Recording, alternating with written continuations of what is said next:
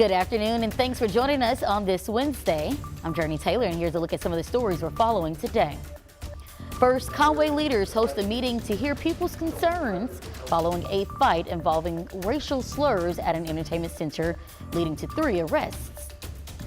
Plus, Boeing CEO speaks for the first time following an incident where a panel flew off one of their 737 MAX 9 planes, full of passengers. And a winter storm system brought heavy rain and strong winds to the northeast, causing major flooding and power outages. In 12 minutes, what to expect over the next 24 hours. But first, we want to check in with a traffic situation playing out in Saline County. This is I-30 West in Benton near exit 117. As you can see, traffic there is moving along just slowly after an early morning wreck involving a tractor trailer. Now, it happened right in the middle of the construction zone that's been set up for several years now. Several other accidents were reported in Bryant because of the traffic, making things worse. Now, we're keeping an eye on things and we'll share any updates we do receive. And if you haven't heard, weather, we have our eyes on the skies. It's a beautiful day today, but Nathan, for how long? How are you on this Wednesday? Good afternoon, Jurnee. Yes, it is a beautiful day all across central Arkansas. Lots of sun, warmer temperatures. We've already climbed up close to 50 degrees in Little Rock. It's 53 in DeQueen, 43 in Batesville, 45 in Clinton, and 49 in Monticello. The winds are coming in from the south and southwest. That's a warm wind and certainly not as windy as what we saw over the past couple days. Highs today, they're topping out into the low to mid 50s across central Arkansas. How about upper 40s, close to 50 for you folks in Surf City, Clinton, and Batesville. But changes, they are on the way. Increasing clouds expected on Thursday. And then look at this. Showers and storms just explode over the area tomorrow night and into early Friday morning. That's all ahead of an Arctic blast. Notice the snow breaking out into Oklahoma. So Friday is going to be a changeable day. And to get through those changes, we do have a low risk, 2 out of 5 when it comes to severe weather potential for most of the THV 11 viewing area. That basically means any storm could get a little bit on the feisty side. I'll have more on what the threats of those storms could be and talk about the Arctic blast that is likely to make its way in here later this weekend and into early next week. All right, Nathan, thank you. We begin with developing news on Capitol Hill, where Hunter Biden made an unexpected appearance at a meeting of the House Oversight Committee. At the meeting, Republicans were moving forward with an effort to punish him for refusing to comply with a congressional subpoena. If the House takes up and approves the contempt resolutions, the Justice Department would decide whether to prosecute the president's son.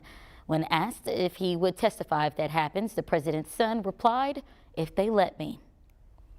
And new at noon, an overnight shooting in Jonesboro leaves 1 person dead and a police officer injured.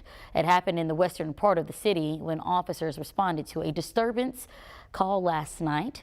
We're still working to learn what led up to the shooting and how badly the officer is hurt, but we do know they were treated at a hospital.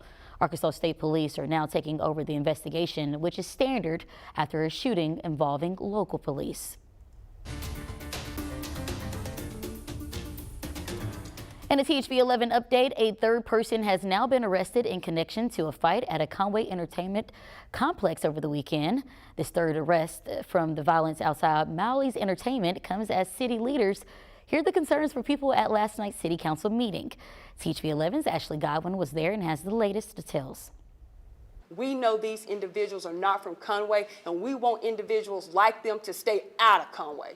We're going to try to continue to stand and make this the greatest city in the state of Arkansas like it has been for years.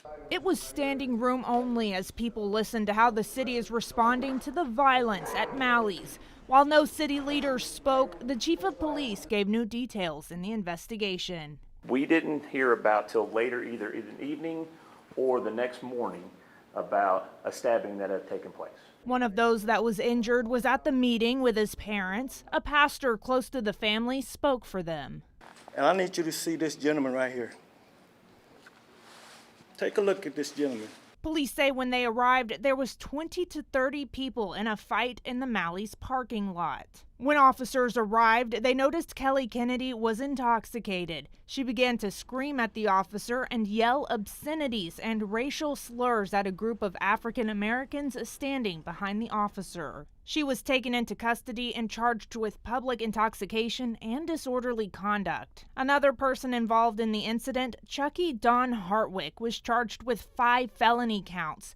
4 of those were aggravated assault and 1 was second-degree battery. Michael Kennedy turned himself in during the Conway City Council meeting and is charged with 2 counts aggravated assault.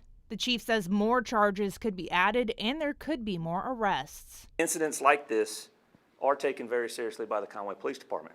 In Conway, Ashley Godwin, THV 11 News. And Kelly Kennedy was released from jail Saturday night. Chucky Hardwick is still behind bars and Michael Kennedy was booked last night. In a police report that initially tried to sort out the fight, 4 teens are listed as both victims and defenders, but right now there is no indication any of them have been charged. And another update, Attorney General Tim Griffin rejecting a proposal for the Educational Rights Amendment of 2024. The proposed constitutional amendment would require any private school receiving government funding to follow the same standards of public schools. It also would mandate universal pre-K access. The AG says he found numerous problems with the first draft. The committee behind the proposal says they will try again in the coming days. And it's been 1 year since Governor Sarah Huckabee Sanders has taken office as the first female governor in Arkansas. To mark the anniversary, THV 11's Faith Woodard sat down with the governor to talk about legislation she's implemented in 1 year. Now, in the interview, they tackle big topics many of you told us you care about. Some of those topics include education, prison overcrowding, taxes, raising the average income, and more. A state cannot really be successful if it's not safe, if people don't feel safe in their communities. And the idea that we would allow violent repeat offenders back on the streets, back into their community, simply because we don't have space to house them, to me is not a justification. And we have to do a better job of holding people accountable. Faith and the governor took a deep dive into politics and the personal side of Governor Sarah Huckabee Sanders as well. You can watch the full interview right here on THV 11 tonight at 10 p.m. Boeing CEO is talking for the first time about Friday's terrifying incident where a panel flew off an Alaska Airlines jet full of passengers. The haunting image of this gaping hole in the Alaska 737 MAX 9 shook Boeing CEO Dave Calhoun. Investigators are honing in on the 4 bolts designed to hold that door in place, but bolts that so far cannot be found. United and Alaska have both identified other planes where those same bolts were loose. Calhoun says Boeing must rebuild trust. We're going to have to demonstrate it by our actions, our willingness to work directly and transparently with them, and to make sure they understand that every airplane that Boeing has its name on that's in the sky is in fact safe. Now Capitol Hill is demanding answers from the FAA, and with all MAX 9s in the U.S. grounded, airlines are still awaiting guidance about the new inspections. Now we head overseas to Ecuador, the South American country where there's been an alarming spike in gang violence.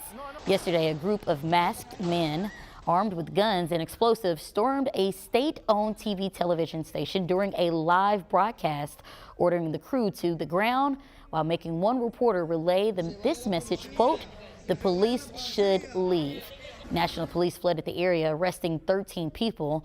The attack happened just a day after Ecuador's new president declared a 60-day national state of emergency.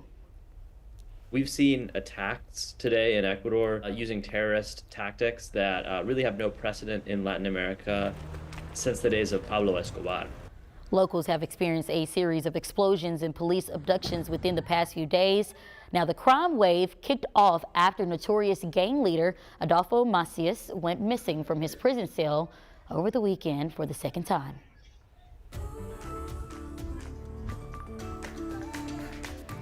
We're learning more about a fire that broke out last night at the Texas Row House on Shackelford Road. Little Rock Fire rather, says the fire started inside a gate outside the building. They're reporting that flames spread to an awning and then sparked a dumpster fire. The department tells us the fire did not make it inside, but people did have to evacuate. As for when the restaurant will reopen, well, we've spoken to the manager who plans to welcome customers back this afternoon at 2:45. And the Little Rock City Board votes to rename a street in honor of longtime city manager Bruce Moore. Moore died last October. Last night, the board voting to rename the portion you are seeing of Arch Street between 4th and Markham after Moore. With more than 20 years on the job, Bruce Moore was the longest serving city manager in Little Rock history. It's time to stop bullying and stand up for kindness. Coming up, a look at how students are being taught to recognize, report, and refuse tough situations. And check out RVO 11. Nothing but blue sky out there, lots of sun. It's going to be a delightful afternoon. Soak it up because things really change. They go downhill in a hurry as we close out the work week and head into the weekend. The coldest air that we've seen in quite some time is headed in our direction. But you know how cold it's going to get coming up.